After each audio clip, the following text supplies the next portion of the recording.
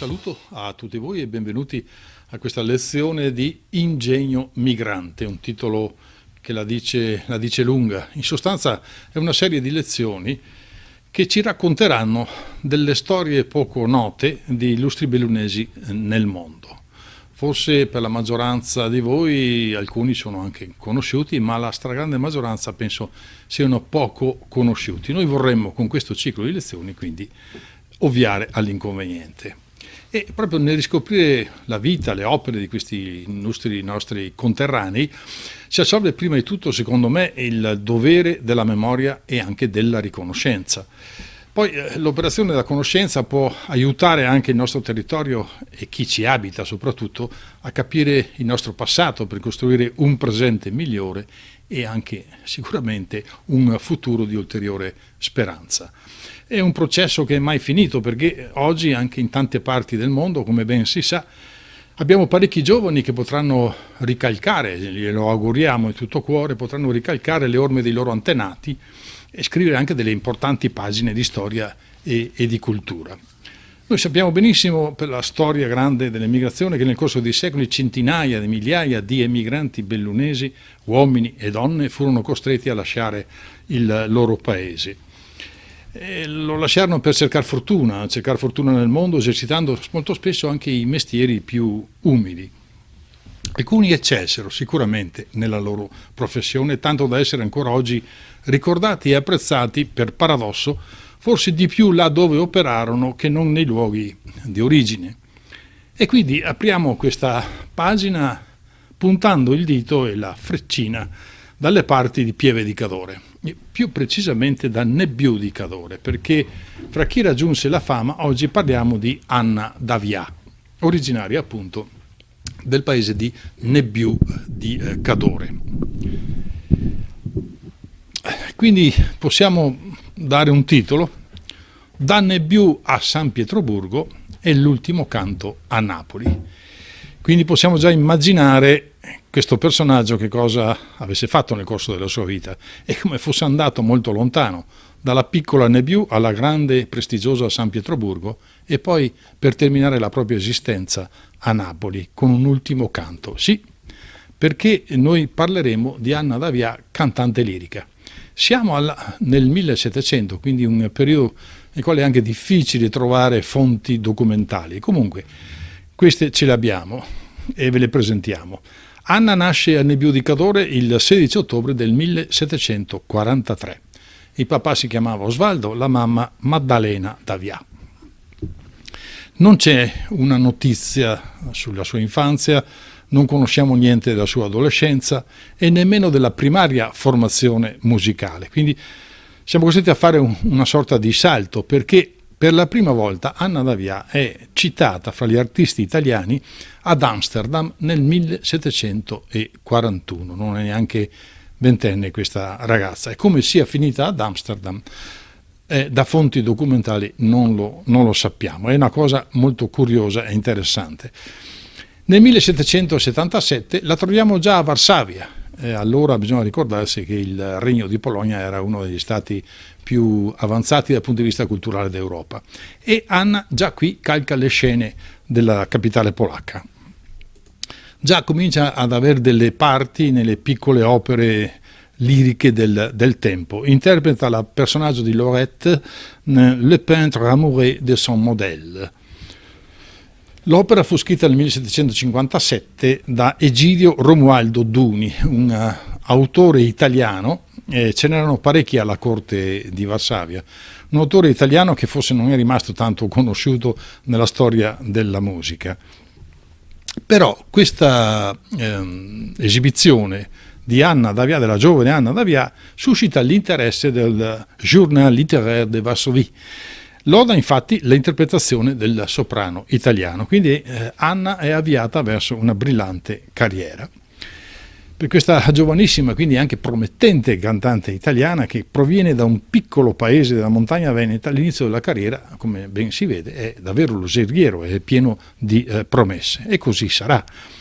Fra il 79 e l'80 Anna è nella compagnia del Teatro d'Opera Buffa di San Pietroburgo. Gli amanti della lirica sanno che all'epoca, soprattutto in quel secolo, ci si divideva fra opera buffa e opera seria.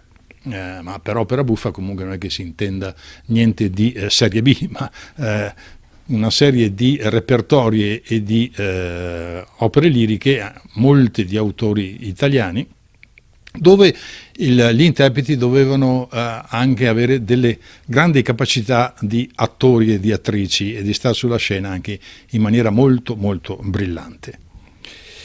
Sono anni di grande splendore anche per la corte imperiale zarista, no? Che si divide fra Mosca e San Pietroburgo, che entrano in competizione tante volte anche come autoproclamandosi praticamente capitali della Russia del tempo.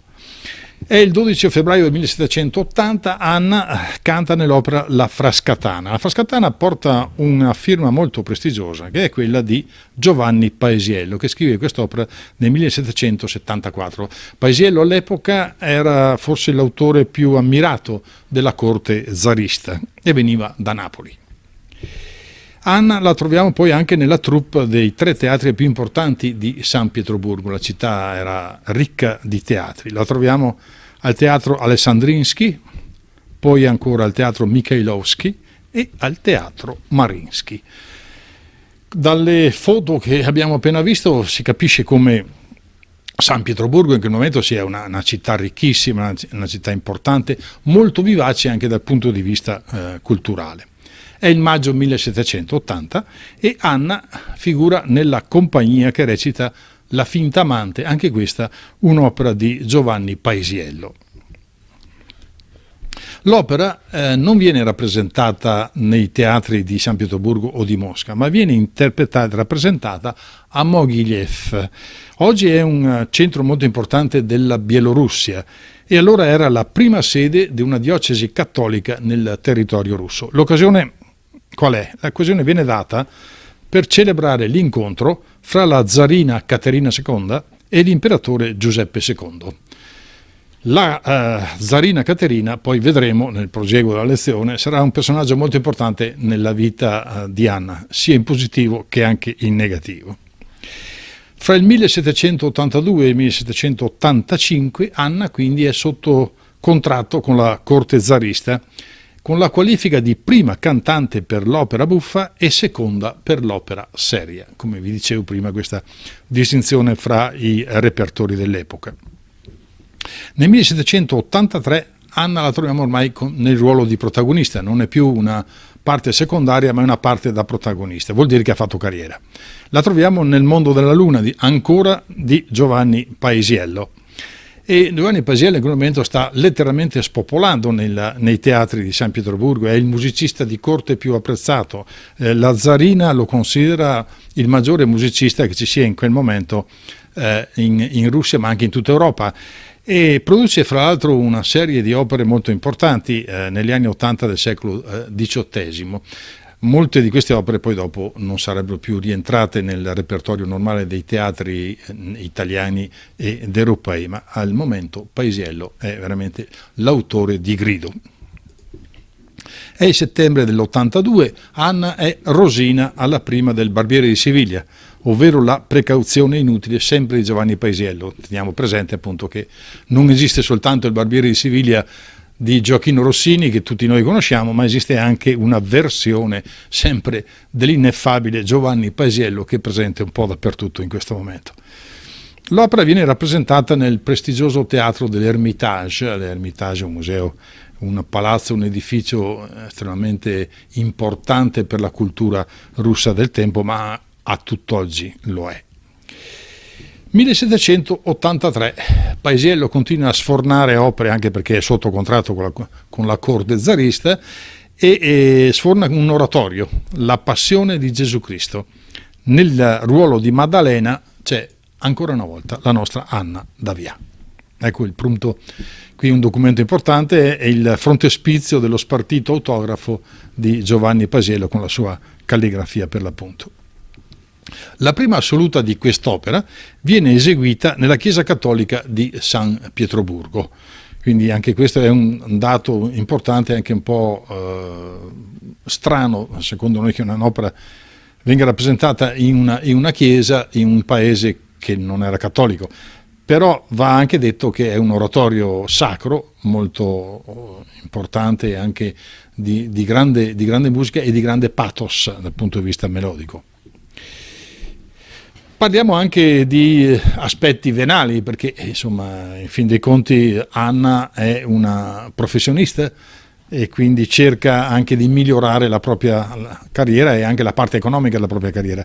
1784. Anna ottiene in maniera piuttosto furba il rinnovo del contratto fino al 1788, ottiene anche un aumento di 500 rubli all'anno e una rappresentazione anche a suo beneficio, cioè vuol dire che l'incasso di quella rappresentazione andava esclusivamente nelle tasche di Anna d'Avia. Quindi Anna è all'apice della carriera, però qui non è un gossip, ma in sostanza è un aspetto un po' leggero, frivolo della storia di Anna. Tutto questo è facilitato anche dal suo amante, che è Alexander Andreevich Bezborodko. È un uomo di Stato molto colto, un mecenate, è il segretario di Caterina II ed è molto influente nella politica estera della Russia. Nei corridoi della corte zarista si vocifera anche che sia intimo anche della stessa zarina. Evidentemente tutto il mondo è paese e ogni epoca si assomiglia. Eccola qui, nel 1785 Anna è ancora una protagonista, è la protagonista della serva padrona di Giovanni Paisiello, forse la serva padrona è l'opera più importante e più nota, più conosciuta di Giovanni Paisiello, ma qui ci siamo trasferiti a Varsavia, perché si faceva anche la spola in questi anni, Anna, fra San Pietroburgo, Mosca e Varsavia. Erano proprio la trilogia dei grandi teatri lirici europei. Anna in questa opera interpreta con successo la parte appunto della protagonista, quella intrigante e astuta serva che si chiama Serpina. È un'opera molto allegra, molto giocosa e molto spiritosa, che richiama in qualche modo anche, se proprio vogliamo attraversare le varie forme dell'arte, anche qualche opera del contemporaneo Carlo Goldoni. Di ritorno da Varsavia, Anna interpreta la parte di Giannina nei Finti eredi di Giuseppe Sarti, un autore minore di quell'epoca. Fra il 1780 e il 1784 Anna ha una vita sentimentale che potremmo definire con un eufemismo movimentata, tanto è vero che nei corridoi della corte zarista si vocifera, ci sono dei commenti piuttosto salaci sul suo comportamento, quindi Anna in questo momento rischia un po' la sua presenza alla corte zarista. In quel tempo, fra l'altro, trova un compagno d'avventura. È Giovanni Bernucci, è un cantante di opera buffa, ma soprattutto un impresario teatrale molto avventuroso. Si forma quindi un sodalizio artistico, oltre che un sodalizio amoroso, ma con due personaggi, Anna e Giovanni, estremamente scaltri, smaliziati. Siamo a San Pietroburgo, siamo a Mosca di continuo, ma nel 1787 tutto quello che si dice nei corridoi del Palazzo Reale a San Pietroburgo e al Palazzo Reale di Mosca diventano un po' pesanti, un po' scomodi. La zarina Caterina, per tacitare quindi un scandalo della condotta di Anna, rescinde anzitempo il contratto e addirittura la espelle dalla Russia. E qui comincia una parte nuova della vita artistica di Anna d'Avia. L'avventura in terra russa termina quindi, come abbiamo capito, in un modo piuttosto spiacevole. Potrebbe anche chiudere le porte dei teatri europei, potrebbe anche troncare letteralmente la carriera. Però, senza qualche difficoltà, dei timori molto comprensibili, Anna fa ritorno in patria, dove ovviamente le voci da Mosca e da San Pietroburgo non erano sicuramente arrivate, però per fortuna sua riesce a trovare un incarico al Teatro La Fenice di Senigallia, non è la Fenice di Venezia, a Senigallia, e poi si esibisce anche al Teatro San Moise di Venezia. Da qui in avanti Anna calcherà le scene dei maggiori teatri lirici italiani. Eccola interpretare il ruolo della cameriera nell'opera La cameriera di spirito di Giuseppe Gazzaniga, altro autore del secondo Settecento italiano poco noto. Anna interpreta poi il ruolo di Zelda nell'Orfanella americana di Pasquale Anfossi, e la troviamo anche al Teatro La Pergola di Firenze nel Carnevale del 1787-88, dove Anna interpreta l'opera ancora una volta di Giovanni Paisiello Nitteti, che è tratta da un testo di Pietro Metastasio. Anna e il marito Giovanni Bernucci sono molto scaltri e pur essendo stati cacciati dalla corte zarista, in Italia continuano ad adoperare una sorta di biglietto da visita che li frega del titolo di virtuosi da camera dell'imperatrice di tutte le Russie. Evidentemente questo modo di presentarsi ha il suo effetto, perché troviamo Anna in varie stagioni e in vari teatri italiani. Eccola nell'88 assieme al marito, che entrano ambedue nella compagnia del Teatro dei Fiorentini di Napoli. Cantano anche insieme nella Vedova bizzarra di Pasquale Anfossi, però questa è sicuramente l'ultima esibizione che fanno in coppia, la quale coppia fra l'altro comincia un po' anche a vacillare. Anna debutta anche il 6 novembre del 1788 al prestigiosissimo Teatro San Carlo di Napoli. Nell'89 passa poi alla compagnia del Teatro del Fondo, conosciuto oggi il Teatro Mercadante, interpreta molte opere, alcune anche in prima esecuzione, quindi evidentemente c'è un ritorno di celebrità da parte di Anna stessa dopo i momenti bui. Eccola nel 90 che inizia a cantare al Teatro Nuovo di Napoli, e nel 91 al Teatro San Carlo Anna interpreta il ruolo di Quinto Fabio nel Lucio Papirio di Gaetano Marinelli.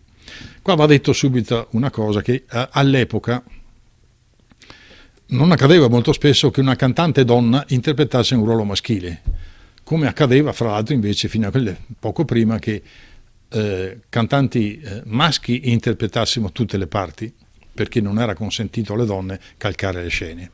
E qui invece si ribalta il discorso. Nel 91, sempre al Teatro La Pergola di Firenze, Anna canta nel Pirro di Giovanni Paisiello. Praticamente Anna credo abbia cantato tutto il repertorio di Giovanni Paisiello nel corso della sua vita artistica. Nel 1792 troviamo la nostra cantante cadorina al Teatro Carlo Felice di Genova. Qui trionfa addirittura nella Morte di Semirabile di Giovanni Battista Borghi. È veramente un trionfo che viene seguito poi dopo da un altro trionfo nella Vendetta di Nino di Alessio Prati a Livorno. L'opera viene rappresentata appunto in questo bellissimo teatro, il Teatro degli Avvalorati di Livorno. La sua esibizione a Genova, al Carlo Felice, suscita l'interesse anche della stampa locale. Gli Avvisi di Genova, era un periodico genovese, dicono testualmente: in questa sentiamo essersi distinta particolarmente la prima attrice, signora Anna Davia, senza accento ovviamente, Bernucci, per cui è riscosso universale applauso da quel pubblico. Insomma, è un momento felice per Anna.